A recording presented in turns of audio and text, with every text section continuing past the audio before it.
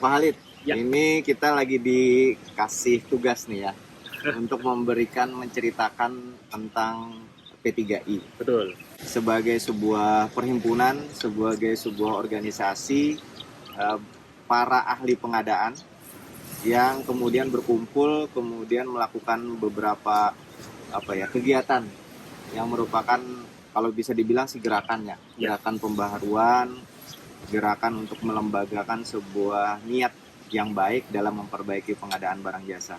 Nah, kebetulan hari ini kebetulan Pak Halid juga ada dalam Dewan Pendiri, saya juga Dewan Pendiri.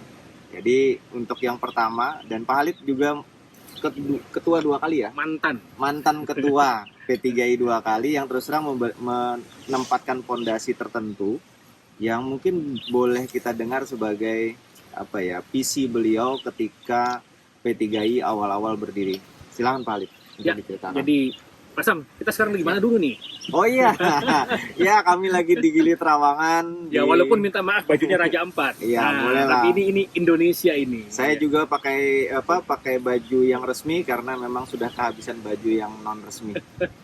Kita sudah beberapa hari di sini. Iya, jadi bagian daripada menggalakkan pariwisata Indonesia yang dalam kondisi COVID saat ini. Ini cukup terpuruk ya. Iya. Jadi kita galakkan saatnya lah untuk kita memajukan pariwisata Indonesia, dan menghidupi rekan-rekan ini kita. juga selalu kita lakukan ya, karena pengadaan barang jasa itu value-nya harus banyak, harus sebesar mungkin atau semaksimal mungkin. Nah, termasuk proses mensosialisasikan pengadaan di wilayah-wilayah wisata. Nah, termasuk namanya pengadaan itu kan tidak boleh sekedar teoritis kan? Betul. Ini kan awalnya waktu kita diskusi waktu pendirian P3I. Betul. Hampir 10 tahun yang lalu saya, Pak Samsul dan beberapa rekan-rekan pendiri P3I itu berkumpul waktu itu pelatihan ya, ya? Pelatihan di Bandung. Dan waktu itu kita bilang bahwa daripada sekedar ngumpul-ngumpul habis pelatihan misah, kenapa tidak kita menyamakan persepsi, kita duduk bareng bikin organisasi. Iya. Itu awalnya P3I waktu itu muncul. Ya. Nah, kira-kira waktu itu visinya apa ya Pak Sam? Kalau saya ingat, itu visinya adalah mencoba membentuk sebuah perkumpulan yang di dalamnya ada ahli-ahli pengadaan, kemudian kita mendiskusikan sesuatu, setelah idenya muncul, kita implementasikan, kemudian kita sosialisasikan, kemudian juga kita semaksimal kita wujudkan. Nah, kebetulan juga waktu itu kan kita trainer pengadaan semua. Nah, jangan lupa selain trainer pengadaan juga latar belakangnya kan berbeda-beda. Saya waktu itu masih ASN di kementerian, berarti APBN.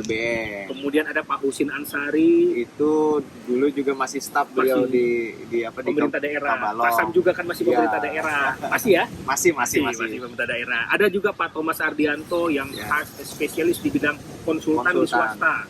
Dulu idenya Pak Thomas itu CMS ya, Konsultan Manajemen Sistem. Kemudian ada begini Pak, kita juga kalau tidak salah kan ada 2 orang pendiri P3 kita yang sudah berpulang ya. Oh iya. Ya, dan kita pada pertemuan kali ini juga kita memberikan tribut kepada mereka. Kira-kira sih waktu itu Pak Sam, pola pikir dan niat daripada 2 orang sahabat kita ini apa sih waktu itu? Kebetulan saya termasuk yang dekat termasuk yang dekat dengan Pak Agus Kuncoro, kemudian juga selain teman-teman yang lain juga dekat. Jadi saya termasuk dekat dengan Pak Agus Kuncoro almarhum, kemudian Mas Yoni. Ini juga saya cukup dekat dengan beliau. Jadi kalau Pak Agus Kuncoro itu sederhana sebenarnya. Keinginan beliau adalah bagaimana agar kawan-kawan yang mempunyai talenta luar biasa di pengadaan barang jasa ini terakomodir keilmuannya di dalam sebuah lembaga, kemudian diwujudkan dalam beberapa output.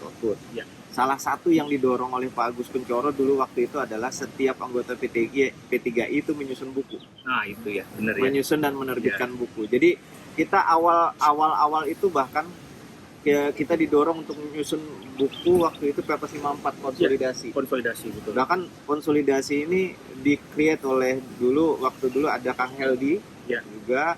Terus kemudian saya, kemudian Pak Halid juga dengan konsolidasinya, dan kita jalan semua.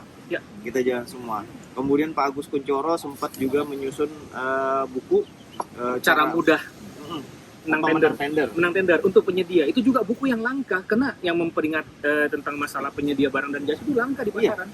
Dan ini yang unik, dari visionernya seorang Gus Kuncoro gitu.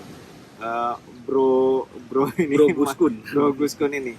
Beliau sudah menuliskan kata tender di bukunya sebelum Perpres 16 menyebutkan kata tender.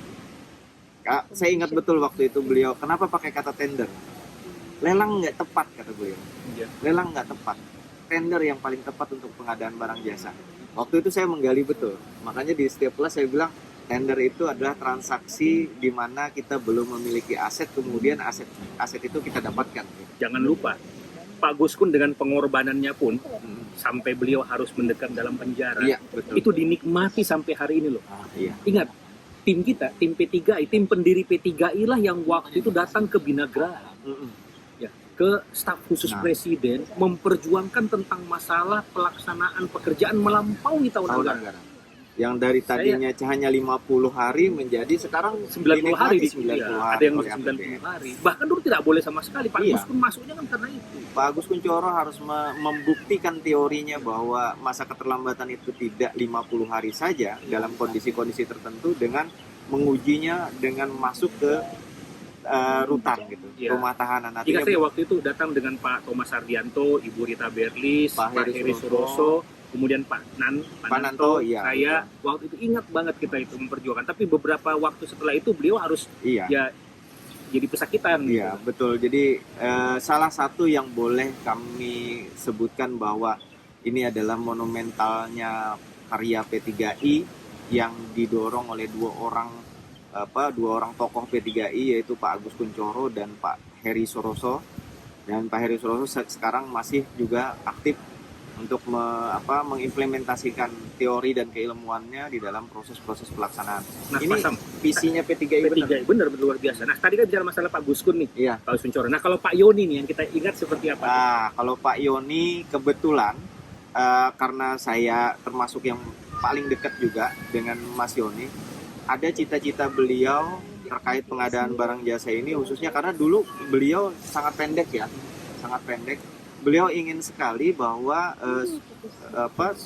pengadaan barang jasa ini, teman-teman pengadaan barang jasa mendapatkan tempat untuk pencerahan, Ya. gitu, mendapatkan konsultasi dan jawaban dari satu jawaban yang benar-benar bisa dipertanggungjawabkan. Tempat bertanya, tempat mencari solusi secara komprehensif. Betul. Dan implementatif. Kalau saya Ya, saya itu sekarang yang terpenting. saya menyebutnya sekarang adalah solusi-solusi ma'rifat di dalam pengadaan barang jasa. Karena Pak Guskun itu adalah mazhab filsafat pengadaan. Ya. Jadi beliau filsafatnya. Nah, kalau Mas Yoni menginginkan adanya solusi-solusi implementatif, ya kalau saya bilang itu ma'rifat pengadaannya di situ. Karena yang ma'rifat ini tidak bisa diajarkan di kelas, tetapi akan muncul pada saat pendampingan-pendampingan. Ya. Nah, P3I juga memiliki core itu. Ya, ini yang kita harapkan ya sebagai pendiri P3I dan juga kepada rekan-rekan yang menyaksikan video ini bahwa niatan P3I itu kami coba jaga. Ya. Sejak pendirian hingga saat ini, dan pada video dibuat ini kan ketua P3I oleh Kang Aji nih, Iya. Kang Fahrul Razi. Kang Aji, selamat ya, dan tetap berjuang. Insya Allah kami tim pendiri siap terus membantu, dan jangan lupa tetap menjadikan P3I sebagai cahaya bagi masyarakat dunia pengadaan. Seperti itu ya. Ya, benar sekali Pak Halid. Dan saya juga di akhir season ini juga ingin menyampaikan selamat juga buat Kang Aji, Kang Fahrul Razi, Kang Haji, Kang Dokter yang luar biasa. Jadi P3I dipimpin oleh salah satu tokoh P3I yang mumpuni dari sisi keilmuan. Ada dua hal yang paling penting yang sudah dibangun oleh P3I adalah P3I tidak hanya bergerak di bidang diklat saja, artinya hanya mengutamakan kita memperoleh untuk ngajar dan seterusnya, tetapi yang terpenting adalah memberikan solusi di pengadaan barang jasa, yaitu memperbesar upaya-upaya kita terhadap upaya pendampingan, kemudian juga menjadi inovator di dalam kebijakan-kebijakan pengadaan barang jasa yang kita implementasikan sampai nanti P3I masuk ke dekade yang kedua. Ya, luar biasa. Oke, baik, terima kasih banyak. Salam dari Gili Trawangan, saya Khalid Mustafa. Saya Samsur Ramli. Wabillahi taufiq wal hidayah. Wassalamualaikum warahmatullahi wabarakatuh dan salam pengadaan.